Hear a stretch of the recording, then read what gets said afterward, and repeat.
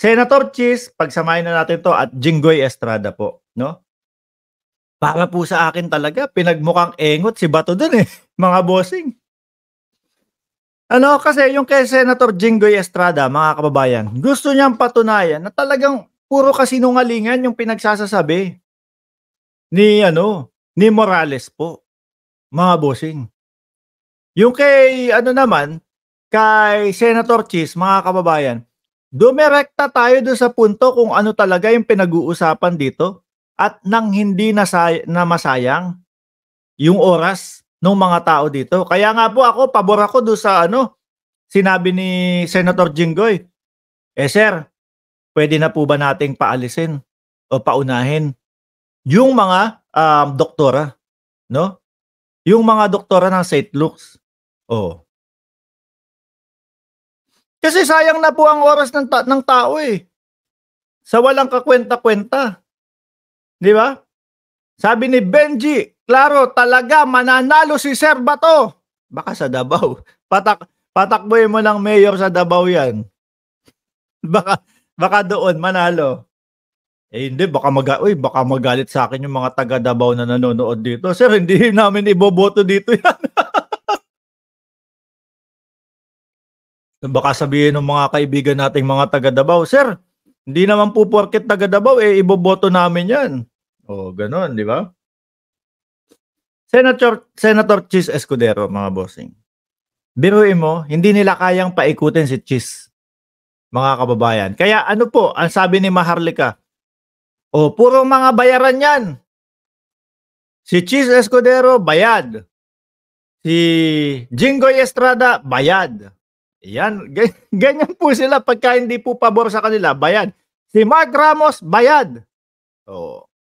Dahil po hindi pabor sa kanila yung mga sinasabi ng mga tao, eh, bayad. Oh, 'di ba? Ay, sinabi ko na nga, Muning, mas bayad ka. Oh, kanina ka pa diyan. Kanina pa nanggagalaiti ka diyan. Pinipigil mo lang mag-comment. Nag-iiyakan ba kayo? Dapat, Muning, meron kayong group cry, group cry, oh, sama-sama kayo, 'di ba? Tara, magpunta tayo dito sa isang lugar na 'to. Sabay-sabay tayong umiyak. Sabay-sabay tayong umiyak, oh, ganyan. Tapos, dala na din kayo ng tubig ninyo. Para naman, eh, kumalma pa din kayo, 'di ba? Mahirap pong umiyak ngayon, lalo ngayon summer, mainit-init.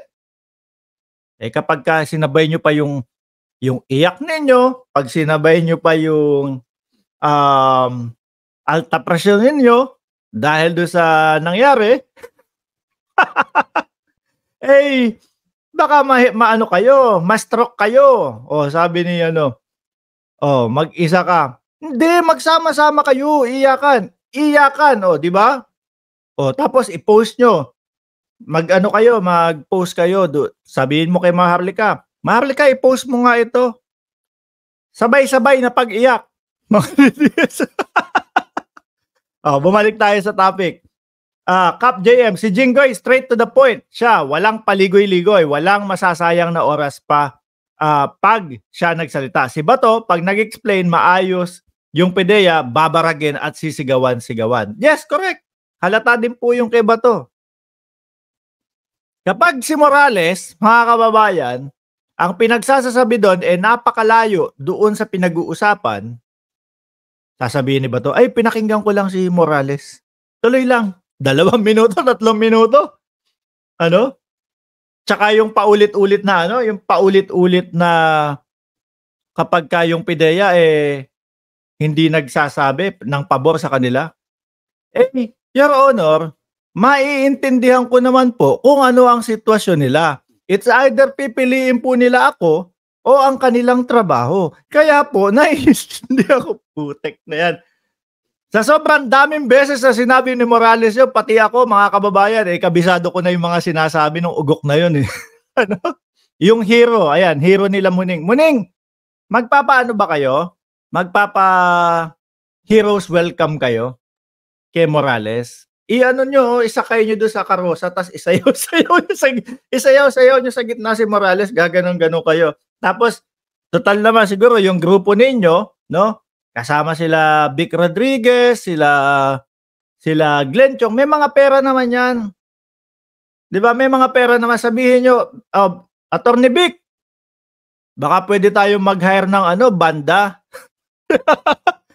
Baka puwede tayong mag-hire ng banda kasi papa-heroes welcome natin si Morales. Oh, 'di ba? At least may banda kayo sa harapan. Oh. Tapos sila Maharlika, si Roque, may hawak na may hawak na kandila ano, o umiilaw. Tapos yung medyo yan, yung ano, yung tatlong wheelchaireros, isama mo na din yung isang host ng SMNI. Kumbaga gagawa kayo nung ano, nung parang ano mga kababayan, yung bubuhat-buhatin, 4 sila o 4 na bubuhat kay Morales, sa ibabaw si Morales. Si Banat Bay, tapos yung kapatid ni Banat Bay, tapos yung mabilog ang katawan, yung security ni Banat Bay, o tapos yung isang host ng SMNI. Sayaw-sayaw yung gano'n, oh. Oh, ganyan.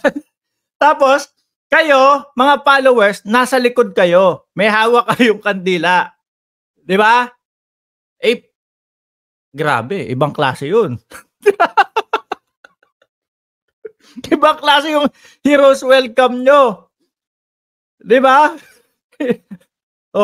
Kailangan nandun ang attendance mo, Muning, ha?